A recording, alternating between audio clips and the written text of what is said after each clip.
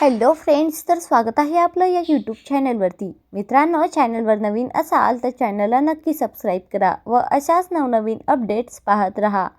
मित्रांनो, आजचा व्हिडिओ शेवटपर्यंत नक्की पहा. तर खरंच आपल्याला ह्या व्हिडिओमधून माणुसकी शिकायला भेटणार आहे आणि खूपच रडण्याजोगा आजचा भाग होता. मला तर खूपच रडू आलं. भाग पाहताना रडण्याजोगाच भाग होता. तर शेवटपर्यंत व सविस्तरपणे चला तर मग पाहूयात.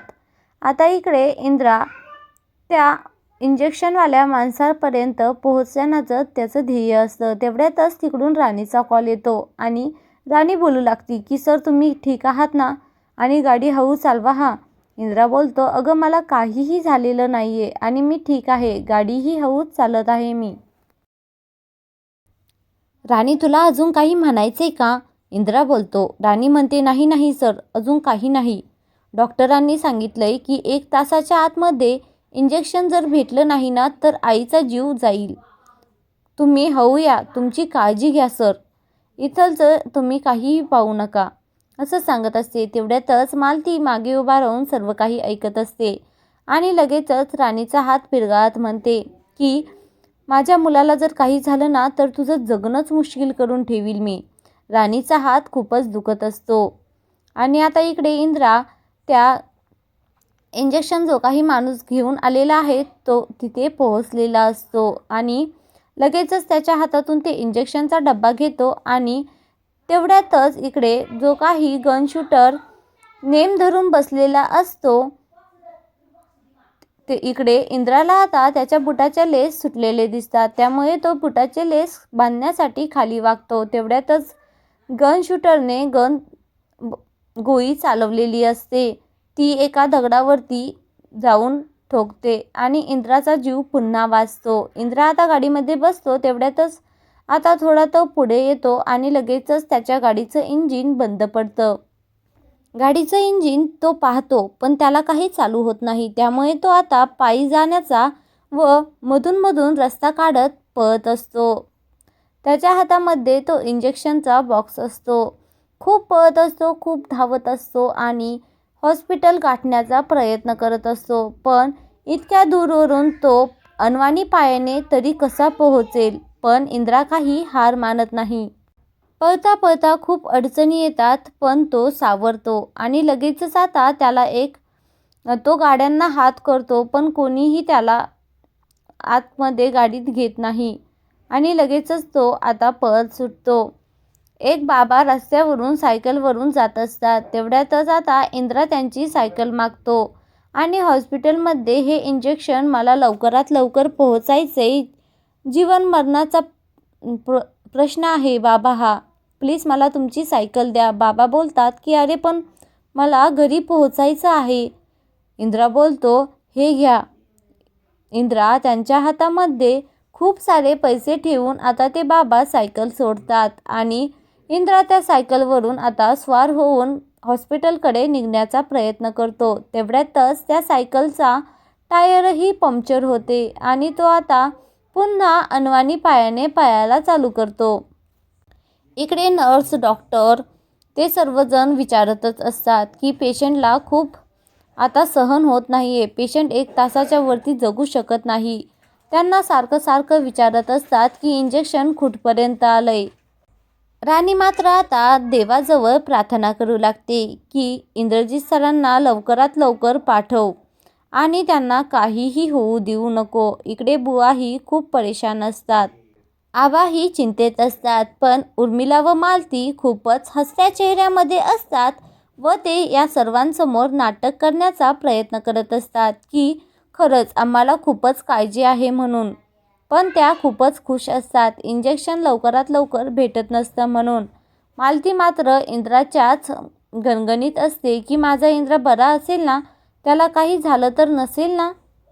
उर्मिलाला मात्र खूपच हसू येत असतं कारण आता इंद्राचाही जीव जाणार, राणीचीही आई जाणार, म्हणजे ती राणी आता महाडिक घराण्यात पुन्हा कधीच येणार नाही आणि इंद्रा भाऊजीही जाणार. तर सगळी प्रॉपर्टी ही आमच्या नावावर होईल, एवढंच तिच्या डोक्यामध्ये चालू असतं.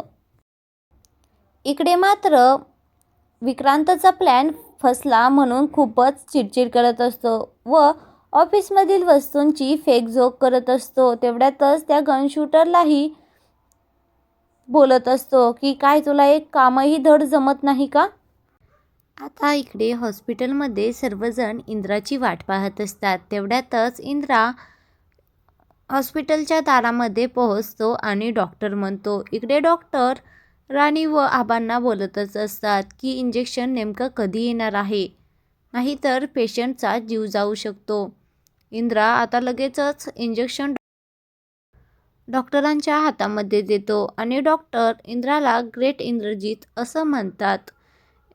राणी हे पाहून आता खूपच खुश असते व ती इंद्रा सरांना पाहते की इंद्रा सरांची काय हालत झाली आहे म्हणून. तेवढ्यातच आता इकडे मालती इंद्राची काळजी करत असते की इंद्रा काय हालत करून ठेवली आहे तू स्वतःची, तुझ्याकडे तरी लक्ष द्यायचं ना तू निदान. इंद्रा बोलतो, अगं आई मला काहीही झालेलं नाहीये.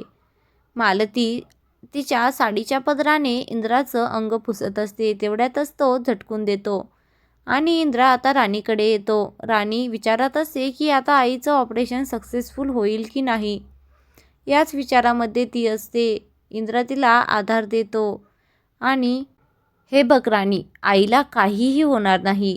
आता मी इंजेक्शन दिलंय ना डॉक्टरांकडे, तू काळजी करू नकोस. आता राणी देवासमोर जाते, देवाच्या पाया पडते व देवाजवळ प्रार्थना करते. इंद्रा तिथेही जाऊन तिला समजावत असतो. आता इकडे राणी रत्ना ही राणीला समजावत असते. बुवांच्या मांडीवरती डोकं ठेवून आता राणी रडत असते. तेवढ्यातच तिथून डॉक्टर येतात आणि बोलतात की आता ऑपरेशन सक्सेसफुल झालंय, पेशंटच्या जीवाला आता कसलाही धोका नाही, थोड्याच वेळामध्ये पेशंट क्लिअर होईल. राणी हे ऐकून खूपच खुश होते.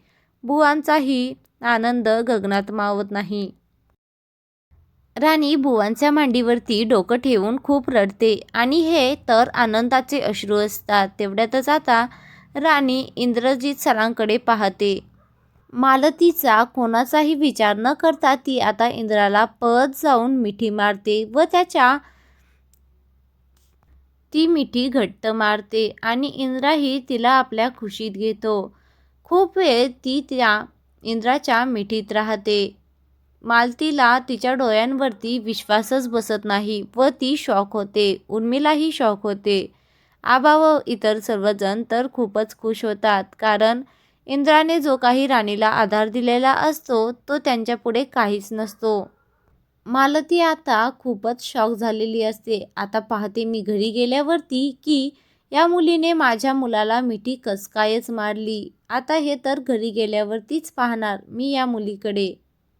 आता पुढील भागात आपल्याला असं दिसणार आहे की राणीच्या आईला आता महाडिक घराण्यातच पुन्हा परत आणण्यात येईल व ते राणीचे आई व बुवा ते महाडिक घराण्यातच राहणार. मालती मात्र राणीला जाब विचारत असते की तू माझ्या मुलाला कस काय मिठी मारली.